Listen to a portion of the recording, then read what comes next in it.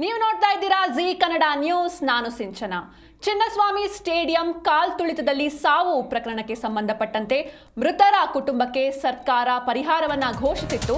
ಇನ್ನು ಈ ಹಿನ್ನೆಲೆಯಲ್ಲಿ ಘಟನೆಯಲ್ಲಿ ಮೃತಪಟ್ಟ ಮನೋಜ್ ಎಂಬ ಯುವಕನ ತಂದೆಗೆ ಪರಿಹಾರವನ್ನ ವಿತರಣೆ ಮಾಡಲಾಯಿತು. ಚಿನ್ನಸ್ವಾಮಿ ಸ್ಟೇಡಿಯಂ ಕಾಲ್ತುಳಿತ ದುರಂತದಲ್ಲಿ 11 ಅಮಾಯಕರು ಪ್ರಾಣವನ್ನ ತೆತ್ತಿದ್ರು. ಇನ್ನು ಮೃತರ ಕುಟುಂಬಕ್ಕೆ ಪರಿಹಾರವನ್ನ ಸರ್ಕಾರ ಘೋಷಣೆ ಮಾಡಿತ್ತು. ಮೃತ ಮನೋಜ್ ಕುಟುಂಬಕ್ಕೆ ಪರಿಹಾರವನ್ನ ವಿತರಣೆ ಮಾಡಲಾಗಿದೆ. ತುಮಕೂರು ಜಿಲ್ಲಾಡಳಿತದಿಂದ 25 ಲಕ್ಷದ ಚೆಕ್ ವಿತರಣೆ ಮಾಡಲಾಗಿದೆ. ಸರ್ಕಾರದ ಸೂಚನೆಯಂತೆ ಡಿಸಿ ಖಾತೆಯಿಂದ ಪರಿಹಾರವನ್ನ ನೀಡಲಾಯಿತು. ಜಿಲ್ಲಾಧಿಕಾರಿ ಶುಭ ಕಲ್ಯಾಣ್ರಿಂದ ಪರಿಹಾರದ ಚೆಕ್ ವಿತರಣೆ ಆಯಿತು.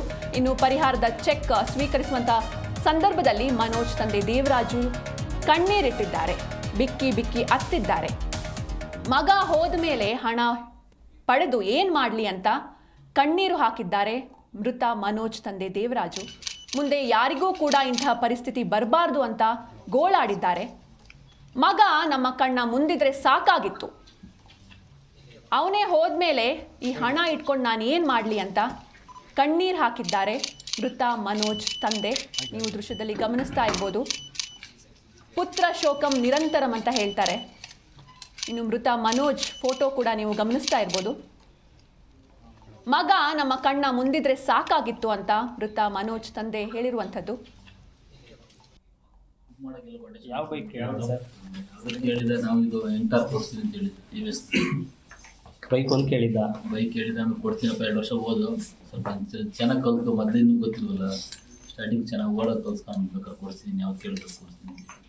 ಅವ್ನು ಏನಿಲ್ಲ ಅಂತಿಲ್ಲ ಸರ್. ನಾ ಎಷ್ಟೇ ಕಷ್ಟಪಟ್ಟು ಸಾಲ ಮಾಡೋದು ನಾವು ತಂದು ಕೊಡ್ತಾ ಇದ್ವಿ.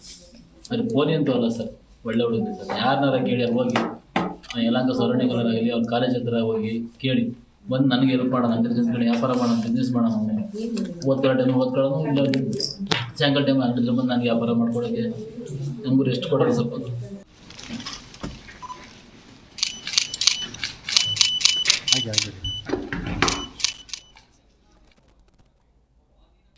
ಈ ಕುರಿತಂತೆ ಹೆಚ್ಚಿನ ಮಾಹಿತಿಯನ್ನು ನೀಡ್ತಾರೆ ನಮ್ಮ ತುಮಕೂರು ಪ್ರತಿನಿಧಿ ಮಂಜುನಾಥ್. ಪುತ್ರ ಶೋಕಂ ನಿರಂತರಂ ಅಂತ ಹೇಳ್ತಾರೆ. ಮಗನನ್ನ ಕಳೆದುಕೊಂಡ ತಂದೆ ಕಣ್ಣೀರಿಡ್ತಾ ಇದ್ದಾರೆ. ಹಣದಿಂದ ಹೋದ ಜೀವ ವಾಪಸ್ ಬರೋದಿಲ್ಲ. ಸರ್ಕಾರ ಪರಿಹಾರವನ್ನ ನೀಡ್ತಾ ಇದೆ. ಹೇಗಿದೆ ಅಲ್ಲಿನ ವಾತಾವರಣ ಅಂತ ಹೆಚ್ಚಿನ ಡೀಟೇಲ್ಸ್. ಸಿಂಚನ, ಏನು ಚಿನ್ನಸ್ವಾಮಿ ಸ್ಟೇಡಿಯಂನಲ್ಲಿ ಏನು ಕಾಲ್ತುಳಿತ ಪ್ರಕರಣದಲ್ಲಿ ಮೃತಪಟ್ಟಿದ್ದಂತಹ ಕುಣಿಗಲ್ ತಾಲೂಕಿನ ನಾಗಸಂದ್ರ ಗ್ರಾಮದ ಒಬ್ಬ ಏನು ಮನೋಜ್ ಎಂಬಾತ ಏನಿದ್ದಾನೆ, ಈತನ ತಂದೆಗೆ ಇವತ್ತು ತುಮಕೂರು ಜಿಲ್ಲಾಡಳಿತದಿಂದ ಒಂದು 25 ಲಕ್ಷ ಒಂದು ಪರಿಹಾರವನ್ನ ಜಿಲ್ಲಾಧಿಕಾರಿ ಶುಭಾ ಕಲ್ಯಾಣ್ ಒಂದು ಚೆಕ್ ಅನ್ನ ವಿತರಣೆ ಮಾಡಿದ್ದಾರೆ. ಏನು ಮನೋಜ್ ತಂದೆ ದೇವರಾಜ್ ಅವರು ಒಂದು ಪರಿಹಾರದ ಒಂದು ಚೆಕ್ ಅನ್ನ ಸ್ವೀಕರಿಸಿದಂಥದ್ದು. ಏನು ತುಮಕೂರು ಜಿಲ್ಲಾಧಿಕಾರಿ ಕಚೇರಿಯಲ್ಲಿ ಒಂದು ಚೆಕ್ ವಿತರಣೆಯನ್ನ ಮಾಡಲಾಯಿತು. ಸರ್ಕಾರದ ಒಂದು ಸೂಚನೆಯಂತೆ ಇವತ್ತು ಜಿಲ್ಲಾಧಿಕಾರಿಯವರ ಒಂದು ಖಾತೆಯಿಂದ 25 ಲಕ್ಷದ ಒಂದು ಮೊತ್ತದ ಒಂದು ಚೆಕ್ ಅನ್ನ ಇವತ್ತು ಜಿಲ್ಲಾಧಿಕಾರಿ ಶುಭಾ ಕಲ್ಯಾಣ್ ಒಂದು ಪರಿಹಾರವನ್ನ ನೀಡಿರ್ತಕ್ಕಂಥದ್ದು. ಇನ್ನು ಚೆಕ್ ಸ್ವೀಕರಿಸಿದಂತಹ ಒಂದು ಮೃತ ಮನೋಜ್ ತಂದೆ ಏನಿದ್ದಾರೆ, ಇವರು ಒಂದು ಸಾಕಷ್ಟು ಒಂದು ಭಾವುಕರಾಗಿದ್ರು. ಮಗನೇ ಇಲ್ಲದೆ ಇದ್ದಾಗ ಈ ಒಂದು 25 ಲಕ್ಷ ಪರಿಹಾರವನ್ನ ತೆಗೆದುಕೊಂಡು ನಾನು ಏನ್ ಮಾಡ್ಲಿ ಅಂತಕ್ಕಂಥದ್ದಾಗಿ ಒಂದು ಕಣ್ಣೀರಿಟ್ರು. ಮಗನೇ ಹೋದ್ಮೇಲೆ ಹಣ ಪಡೆದ್ ನಾವೇನ್ ಮಾಡ್ಬೇಕು, ಇಂಥ ಪರಿಸ್ಥಿತಿ ಯಾರಿಗೂ ಕೂಡ ಬರಬಾರ್ದು ಅಂತಕ್ಕಂಥದ್ದಾಗಿ ಒಂದು ಅವರು ಕಣ್ಣೀರನ್ನ ಹಾಕ್ತಾ ಇದ್ದಿದ್ದು.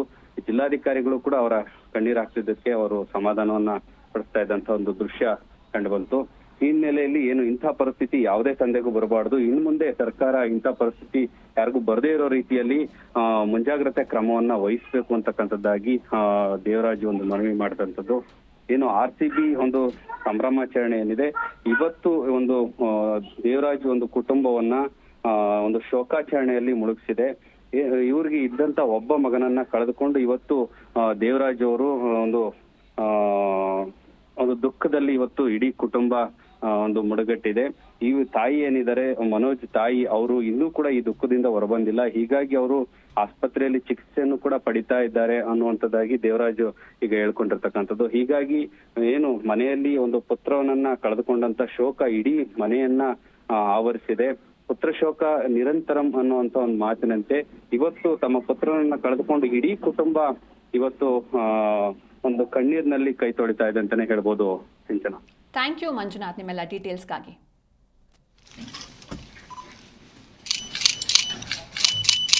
ಜಾಗದಲ್ಲಿ